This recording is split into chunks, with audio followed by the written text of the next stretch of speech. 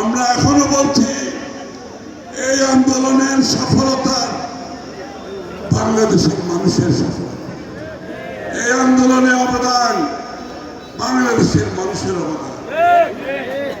এই আন্দোলনের কারণ ছিল একটি গণতান্ত্রিক অর্ডার বাংলাদেশে ফিরিয়ে আনা।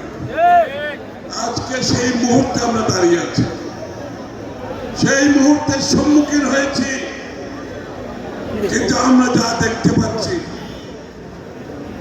সেটা ভালো লক্ষণ নয়।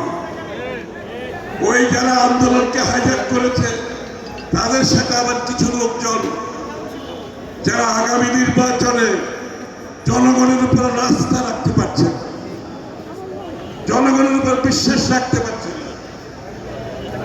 আসলে কতটুকু গণতন্ত্রে বিশ্বাস করে সেটাও সন্দেহজনক। এবং তাদের সাথে সাথে আজকে যেটা সরকার আছে সেটা আমাদের সকলের সমর্থন পুষ্ট সরকার। আমরা সবাই মিলে এই অভ্যন্তরীণ এই অন্তর্বর্তীকালীন সময়ে আমরা এই সরকার গঠনকে সমর্থন দিয়েছি, যাতে করে স্বৈরাচার ফ্যাসিস্টের পতনের পরে বাংলাদেশে গণতান্ত্রিক অর্ডার ফিরে আসার জন্য একটি সাময়িক সরকার দরকার, যারা এই প্রক্রিয়াকে ত্বরান্বিত করে একটি সুষ্ঠু নির্বাচনের মাধ্যমে শান্তিপূর্ণভাবে আগামী দিনের নির্বাচিত সরকারের হাতে ক্ষমতা তুলে দেবে।